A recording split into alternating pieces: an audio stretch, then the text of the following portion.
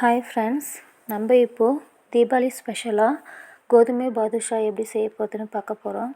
So அதுக்கு முன்னாடி நம்ம சேனலை சப்ஸ்கிரைப் பண்ணிவிட்டு பாருங்கள். ஸோ இது என்னென்ன இன்க்ரீடியன்ட்ஸ்னு சொல்லிவிட்டு நான் அதில் போடுறேன் பாருங்கள். ஸோ 2 கப்பு கோதுமை மாவு எடுத்துருக்கேன். ஸோ அதை ஜலிச்சு எடுத்துக்கோங்க. இதோட மெஷர்மெண்ட்னா நான் நார்மலாக ஒரு டம்ளர் தான் எடுத்திருக்கேன். ஸோ உங்கள் வீட்டில் என்ன மெஷர்மெண்ட் நீங்கள் யூஸ் பண்ணிக்கலாம். ஸோ அதை ஜலிச்சு எடுத்துகிட்டு கோதுமை மாவு எடுத்துக்கோங்க. அதோட 1/4 teaspoon baking soda, 1/4 teaspoon baking powder,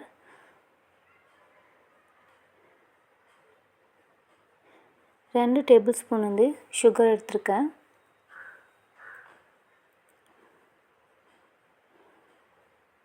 மூணு table spoon ghee 3 table spoon எடுத்து தயிர் எடுத்துக்கோங்க. கர்டு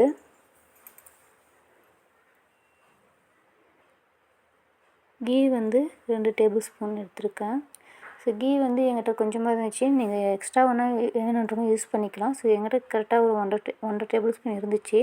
ஒரு 2 டேபிள் ஸ்பூனை நீங்கள் எடுத்துக்கிட்டிங்கன்னா நல்லா டேஸ்ட்டாக இருக்கும். ஸோ நான் கீ எல்லாமே எடுத்துட்டேன். சால்ட்டு கொஞ்சம், அது 1/4 டீஸ்பூன் நான் சால்ட்டு பிரித்து போட்டுக்கிறேன்.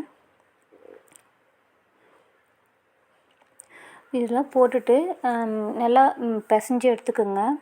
கொஞ்சம் கொஞ்சமாக தண்ணி தெளித்து நல்லா பிசைஞ்சு எடுத்துக்கோங்க. ரொம்ப தண்ணி ஆகிடாமல் கொஞ்சம் கொஞ்சமாக தெளித்து நல்லா ஒரு சப்பாத்தி மாவு கன்சிஸ்டன்சிக்கு கொஞ்சம் நீங்கள் அது எடுத்துக்கோங்க. நல்லா சாஃப்டாக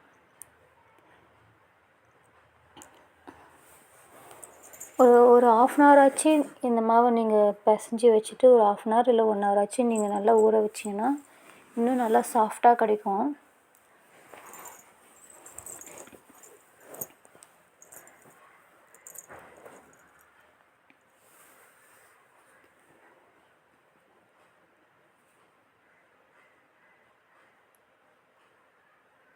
கையில் ஒட்டாத பதம் வரணும். இப்போ கையிலலாம் ஒட்டுது இல்லையா, அந்த மாதிரி இல்லாமல் கையில் ஒட்டாத பதம் அளவுக்கு நீங்கள் பிசைஞ்சு எடுத்துக்கோங்க. ஸோ இந்த மாதிரி எடுத்துகிட்டு ஒரு பிளேட்டோ இல்லைன்னா என்ன பாத்திரம் இருக்கோ அதை போட்டு காற்று போகாமல் மூடி வச்சுக்கோங்க. இது நல்லா ஒரு 1/2 ஹவர் இல்லை ஒரு 1/2 அன் ஹவருக்கு மேலே நல்லா ஊறினா நல்லா சாஃப்டாக இருக்கும். ஸோ அதுக்கப்புறம் சுகர் 2 டேபிள் ஸ்பூன், அதாவது 2 கப்பு என்ன நம்ம மாவு மெஷர்மெண்ட் எடுக்கிறோமோ அது கப்பு அளவுக்கு 2 கப்பு சுகர் எடுத்துக்கோங்க. 2 கப்பு வாட்டர் எடுத்துக்கோங்க, தண்ணி எடுத்துக்கோங்க. ஸோ இது ரெண்டுமே சேர்த்து ஒரு அளவாக எடுத்துக்கோங்க. சுகர் நீங்கள் அதிகமாக சாப்பிட்றவங்களா இருந்தால் நீங்கள் அதிகமாக எடுத்துக்கலாம். பட் அது 2 கப் நீங்கள் ஃபுல்லாக எடுத்துக்கலாம். அப்படி இல்லை, நான் கொஞ்சம் கம்மி, அதாவது ஒரு 1.25 போட்டிருக்கேன் சர்க்கரை. இதை நான் பாத்திரத்தில் சூடு பண்ணிக்கிறேன். சர்க்கரை 2 கப்பு தண்ணி இது எடுத்துக்கோங்க. சர்க்கரையில் என்ன டஸ்ட் இருக்கும், ஏதாச்சும் மண்ணோ ஏதாச்சும் இருந்துச்சுன்னா அது வடிகட்டுறதுக்காக நான் ஃபஸ்ட்டு தண்ணி ஊற்றி கொஞ்சம் ஸ்பூனில் கலக்க சர்க்கரை கரைஞ்ச உடனே அதை நான் ஃபில்ட்ரு பண்ண போகிறேன். ஸோ அதுக்காக கொஞ்ச நேரம் ஸ்பூன் வச்சு நான் கலக்கிக்கிறேன். தண்ணி விட்டுட்டு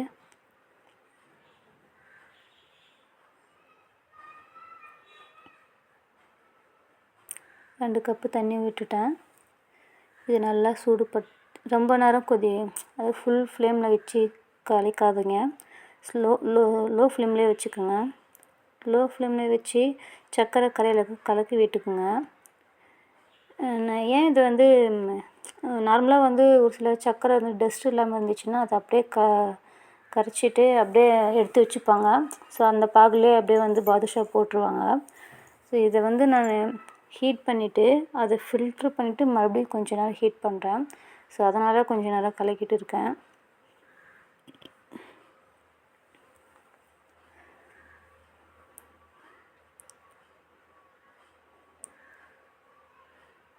அதுக்குள்ளே நம்ம கடாய் எடுத்து ஹீட் பண்ணி எண்ணெயை லைட்டாக ஹீட் பண்ணி வைப்போம். ஸோ அது வரைக்கும் இது கொஞ்சம் லோ ஃப்ளேமில் வச்சுக்கலாம். சிம்மில் வச்சு ஒரு 2 மினிட்ஸ் எண்ணெய் ஊற்றி வச்சுட்டு ஆஃப் பண்ணிடலாம். அதுக்குள்ளே இதை மாவு ரெடி பண்ணிடலாம். இது ஃபில்ட்ரு பண்ணி எடுத்துக்கலாம். ஃபில்ட்ரு பண்ணி எடுத்துகிட்டு மறுபடியும் அதே பாத்திரத்தில் ஊற்றி சூடு பண்ணிக்கோங்க. ஏன்னா டஸ்ட்டு, மண் இது மாதிரி இருக்கும். சில டைம் வெள்ளமாக இருந்தாலும் நான் இப்படி தான் பண்ணுவேன். எல்லாமும் வடிகட்டி தான் நான் பண்ணுவேன். ஸோ அதனால் நீங்கள் எதுனாலும் ஃபில்ட்ரு பண்ணி எடுத்துக்கோங்க. அது ரொம்ப சேஃப்டி. அதுதான். இப்போ வடிகட்டி எடுத்தோடனே சுத்தமாக இருக்குது பாருங்கள். இப்போ கொஞ்சம் ஃப்ளேம் ஒரு மீடியம் ஃப்ளேம் வச்சுட்டு கொதிக்கட்டும். அதுக்குள்ளே நம்ம மாவு வந்து ரெடி பண்ணுறது பார்க்கலாம். கொஞ்சம் ஹை ஃப்ளேமாக வச்சுட்டு கொஞ்ச நேரம் கொதிக்க விட்ட பிறகு அதுக்கப்புறம் நிறுத்தலாம்.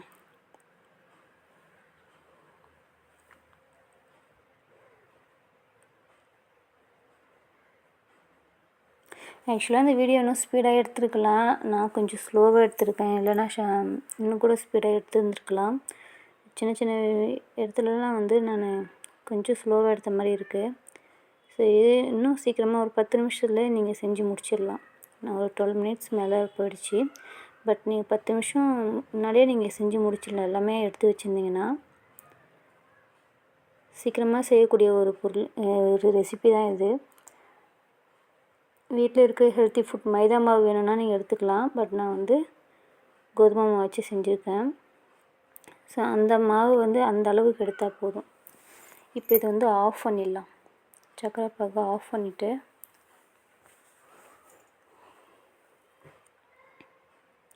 இந்த மாவு இந்த சைஸ் அளவுக்கு எடுத்துக்கோங்க. ரொம்ப பெருசாக வேணாம். சின்ன சின்னதாக எடுத்தால் அது வந்து எண்ணெயில் போட போட அது வந்து பெருசாகிடும். ஸோ இந்த பதத்துக்கு எடுத்துக்கோங்க. ஒரு கட்டை விரல் வச்சு நடுவில் ப்ரெஸ் பண்ணி எடுத்துக்கோங்க. கையில் ஒட்டாத பதத்திற்கு நீங்கள் ரெடி பண்ணி வச்சுக்கோங்க. கையில் ஒட்டக்கூடாது. இதுமாதிரி சாஃப்டாக நீங்கள் எடுத்து வச்சிங்கன்னா நல்லாயிருக்கும். பட் அது மாவு நீங்கள் எடுக்கும்போதே தெரியும், ரொம்ப பொசு பொசுன்னு இருக்கும். ஏன்னா நம்ம பேக்கிங் சோடா பவுடர்லாம் போட்டிருக்குள்ள நம்ம. ஸோ அதுக்காக அந்த மாதிரி நல்லா பொசு பொசுன்னு இருக்கும். நல்லா ஊறிச்சின்னா நல்லா சாஃப்டாக இருக்கும். இந்த மாதிரி நான் கொஞ்சம் கொஞ்சமாக ரெடி பண்ணி வச்சுருக்கேன். இவ்வளோதாங்க, எல்லாமே ரெடி பண்ணியாச்சு. இப்போது எண்ணெய் ஊற்றி ஹீட் பண்ணி வச்சுருக்கோம். ஸோ கடாயில் போடலாம். எவ்வளோ சாஃப்டாக வந்திருக்கு பாருங்கள். சின்ன சின்னதாக போட்டிருக்கேன், ரெடி பண்ணி வச்சுருக்கேன். இப்போ கடாயில் போடலாம். லோவாக தான் வச்சுருக்கணும், ரொம்ப ஹையாக வச்சுருக்கக்கூடாது. லோவாக வச்சுட்டு உள்ளே போய்டும். எல்லாமே நம்ம போடும்போது உள்ளே தான் இருக்கும், எடுத்ததும் மேலே வராது. ஸ்லோவாக தான் அது வெந்து மேலே வரும். ஸோ அது வரைக்கும் வெயிட் பண்ணுங்கள்.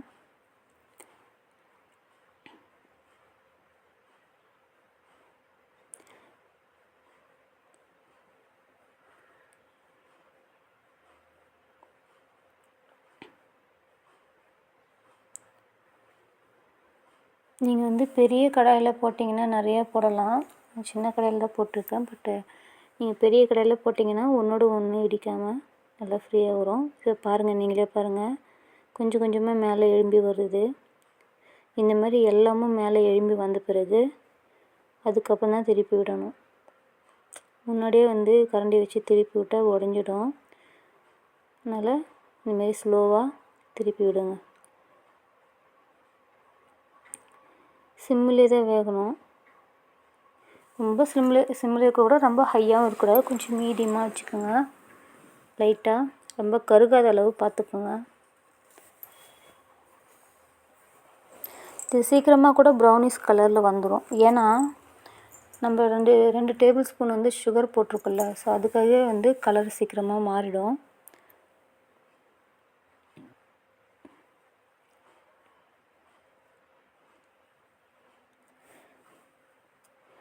நான் ஏன் அப்பப்போ ரொம்ப திருப்பி விட்டுட்டே இருக்கேன்னா, அப்போ தான் எல்லாமே வந்து ஈக்குவலாக வந்து வெந்து வரும். ஸோ அதுக்காக அப்பப்போ திருப்பி விட்டுட்டே இருக்கேன்.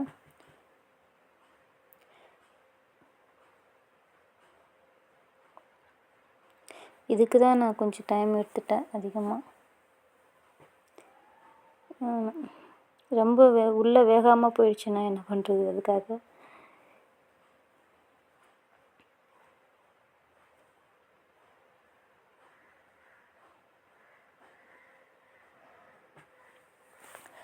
இப்போ தீபாவளிக்கெல்லாம் மோஸ்ட்லி வீட்டில் எல்லாருமே ஸ்வீட் செய்வாங்க டிஃப்ரெண்ட்டாக. ஸோ அந்த மாதிரி மோஸ்ட்லி மைதா அவாய்ட் பண்ணிட்டு இந்த மாதிரி கோதுமை மாவில் ட்ரை பண்ணி பாருங்கள், நல்லாயிருக்கும்.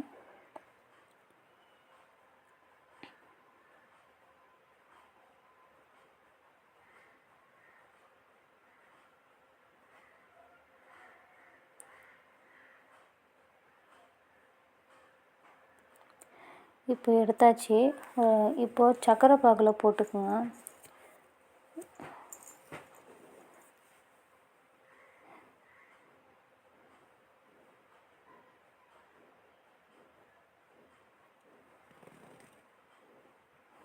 அதை போட்டு நல்லா திருப்பி விட்டுக்குங்க.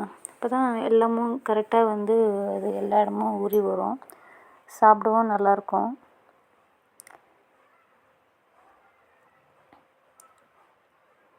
அதுக்குள்ளே இருக்கிறதும் நான் போட்டாச்சு, இவ்வளோ தான்.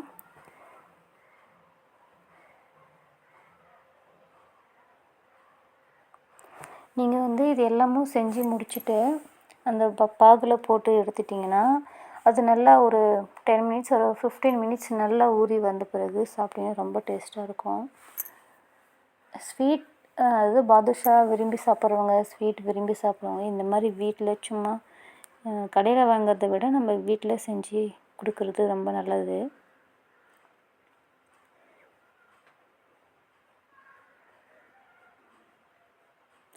மோஸ்ட்லி கடைங்களில் வந்து பார்த்திங்கன்னா மைதா மாவு தான் சேர்ப்பாங்க. ஸோ மைதாவை கொஞ்சமாக அவாய்ட் பண்ணுறதுக்கு பார்க்கணும். ஸோ இப்போ ரெடி ஆகிடுச்சி, பாகுலாம் போட்டு நான் எடுத்து வச்சிட்டேன். இப்போ எப்படி இருக்குது பாருங்கள், பார்க்கவே நல்லா ஊறி இருக்குது. இன்னும் கூட நல்லா ஒரு 1 ஹவர் கழிச்சு நீங்கள் நல்லா ஊறினதுக்கு எடுத்து சாப்பிட்டிங்கன்னா ரொம்ப